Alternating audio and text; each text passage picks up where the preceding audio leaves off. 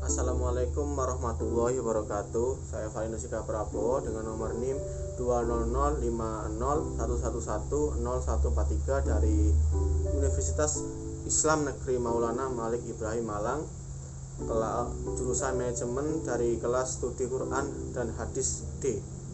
Pada kesempatan kali ini saya akan memaparkan hasil pengerjaan saya mengenai UAS dari mata kuliah studi Quran dan Hadis. Sebelum melanjutkan ke pembahasan terlebih dahulu, saya akan menjelaskan dari beberapa pokok pembahasan yang akan dibahas. Di antaranya, satu, pengertian dari bentuk-bentuk hadis seperti hadis qoli, hadis fi'li, hadis takriri, kemudian hadis ahwali. Lalu yang kedua ada fungsi hadis terhadap Al-Quran. Lalu yang ketiga ada pengertian hadis mutawatir dan syarat-syaratnya. Lalu yang keempat ada 7 tingkatan hadis sahih. Oke, langsung saja pada pembahasan awal, yaitu mengenai dari pengertian bentuk-bentuk hadis. Dan ketahui bahwa bentuk-bentuk hadis terbentuk menjadi 4 bentuk hadis. Di antaranya yang pertama hadis qauli atau ucapan, yaitu segala bentuk perkataan atau ucapan yang disandarkan kepada Nabi Muhammad SAW.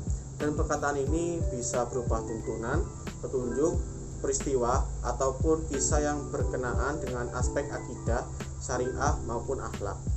Adapun diantaranya contoh hadis qauli ialah hadis yang berisi tentang kecaman Nabi Muhammad SAW pada orang-orang yang mencoba memalsukan hadis-hadis yang berasal dari Nabi Muhammad SAW, yaitu dari Abu Hurairah Rasulullah SAW bersabda, barang siapa sengaja berdusta atas diriku, maka hendaklah ia bersiap-siap menempati tempat tinggalnya di neraka.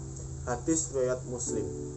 Lalu yang kedua, bentuk yang kedua ada hadis fi'li atau perbuatan. Hadis fi'li merupakan hadis Nabi yang berupa perbuatan yang dilakukan oleh Rasulullah atau perbuatan Rasulullah. Perbuatan ini sifatnya dapat dijadikan sebagai contoh teladan, dalil untuk menetapkan sebuah hukum, syarah atau pelaksanaan suatu ibadah, sekaligus menjadi panduan bagi umat muslim sebagai contoh teladan. Bentuk yang ketiga ada hadis takriri atau ketetapan. Hadis takriri ini merupakan perkataan atau perbuatan tertentu yang dilakukan oleh sahabat di hadapan Nabi Muhammad SAW atau sepengetahuan beliau, namun beliau diam dan tidak menyanggahnya, dan tidak pula menampakkan persetujuan atau malahan menyokongnya. Oleh karena itu, sikap Nabi Muhammad SAW yang seperti ini oleh para sahabat dijadikan hujah atau dalil atau memiliki kekuatan hukum untuk menetapkan suatu kepastian syarah. Kemudian yang terakhir, bentuk yang keempat ada hadis ahwali. Hadis ahwali ini adalah hadis yang menjelaskan hal ihwal Nabi Muhammad SAW yang menyangkut fisik serta sifat-sifat Nabi Muhammad SAW. Dan dalam beberapa hadis disebutkan bahwa fisiknya tidak terlalu tinggi dan tidak terlalu pendek, yaitu Rasulullah SAW merupakan manusia yang paling baik rupa dan tubuhnya, di mana keadaan fisiknya tidak tinggi dan tidak pendek pula. Hadis riwayat Al-Bukhari. Selanjutnya pembahasan pokok yang kedua ada fungsi hadis terhadap Al-Quran. Diketahui bahwa fungsi hadis terhadap Al-Quran adalah sebagai penjelas, menafsirkan, mengganti ketentuan sebelumnya, dan memberi sebuah kepastian yang tidak ada dalam Al-Quran, di mana sebagai umat muslim wajib berpedoman pada hadis yang statusnya bahwa hadis merupakan dasar hukum kedua setelah Al-Quran.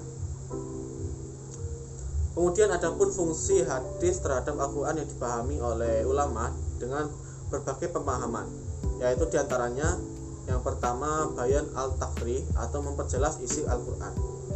Bayan al-takhri ini adalah al-hadis yang berfungsi menetapkan, memantapkan, dan mengkokohkan apa yang telah ditetapkan oleh Al-Quran sehingga maknanya tidak perlu ditanyakan lagi. Lalu yang kedua ada bayan at-tafsir atau menafsirkan isi Al-Quran, yang berarti menjelaskan yang maknanya samar, merinci ayat yang maknanya global atau mengkhususkan ayat yang yang maknanya umum atau mujmal. Selain itu, hadis juga berfungsi sebagai memberikan batasan pada ayat-ayat yang sifatnya adalah mutlak atau takyid. Yang ketiga ada bayan at-tashri atau memberi kepastian hukum Islam yang tidak ada dalam Al-Quran. Fungsi sebagai pemberi kepastian hukum yang tidak dijelaskan dalam Al-Quran, di mana biasanya dalam Al-Quran hanya menerangkan sebuah pokok-pokoknya saja. Maka dari itu hadis dibutuhkan untuk kepastian hukum, khususnya dalam menelaah pokok-pokok hukum dalam Al-Quran. Kemudian yang terakhir, yang keempat ada bayan nasakh, yaitu mengganti ketentuan terdahulu. Bayan nasakh adalah menghapuskan ketentuan lama dengan ketentuan baru yang dianggap lebih cocok pada zamannya dan lebih memiliki maslahat serta manfaat yang lebih luas. Lanjut kepada pembahasan pokok yang ketiga, ada hadis mutawatir dan syarat-syaratnya. Selanjutnya pengertian hadis mutawatir. Hadis mutawatir adalah hadis yang diriwayatkan oleh sejumlah orang pada setiap tingkat sanadnya, yang menurut tradisi mustahil mereka bersepakat untuk berdusta dan karena itu diyakini kebenarannya. Selanjutnya syarat-syarat hadis mutawatir. Para ahli dalam mensyaratkan hadis mutawatir tidak jauh berbeda antara satu dengan yang lainnya. Di antaranya yang pertama, diperoleh dari Nabi berdasarkan indera. Maksudnya yaitu bahwa perawi dalam memperoleh hadis Nabi haruslah benar-benar dari hasil pendengaran atau penglihatan sendiri. Yang kedua ada jumlah perawi mencapai jumlah yang menurut ada tidak mungkin mereka sepakati terlebih dahulu untuk berdusta. Dalam kasus ini di mana para ulama memiliki perbedaan pendapat mengenai jumlah perawi atau orang yang meriwayatkan hadis.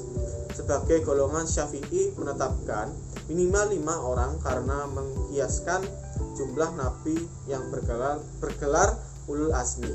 Ada pula yang menetapkan minimal 20 orang berdasarkan Quran surat Al-Anfal ayat 65. Sementara ulama yang lainnya ada yang menetapkan minimal 40, 10, 12 sampai 70 orang dan lain-lain.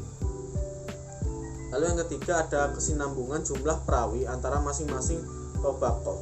Artinya jumlah perawi pada tobaqoh pertama sekitar 10 orang, maka tobaqoh lainnya harus sekitar 10 orang juga. Lalu pokok pembahasan yang keempat ada tingkatan hadis sahih. Menurut ulama hadis, dilihat dari kitab-kitab yang mengeluarkan hadis sahih tersebut bahwa hadis sahih terbagi menjadi 7 tingkatan. Di antaranya yang pertama, hadis sahih yang disepakati atau dikeluarkan oleh Al-Bukhari dan Muslim dan merupakan tingkatan hadis yang paling tinggi. Yang kedua, hadis sahih yang dikeluarkan oleh Al-Bukhari namun tidak dikeluarkan oleh Muslim. Yang ketiga, hadis sahih yang dikeluarkan oleh Muslim namun tidak dikeluarkan oleh Al-Bukhari. Yang keempat ada hadis sahih yang sesuai dengan syarat Al-Bukhari dan Muslim namun mereka tidak mengeluarkannya. Yang kelima ada hadis sahih yang sesuai dengan syarat Al-Bukhari saja namun beliau tidak mengeluarkannya. Yang keenam ada hadis sahih yang sesuai dengan syarat Muslim saja namun beliau tidak mengeluarkannya. Lalu yang terakhir ada hadis yang disahihkan oleh imam-imam ahli hadis selain Al-Bukhari dan Muslim yang tidak memenuhi syarat Al-Bukhari dan Muslim atau salah satu di antara keduanya, dan ini merupakan tingkatan hadis sahih yang paling rendah.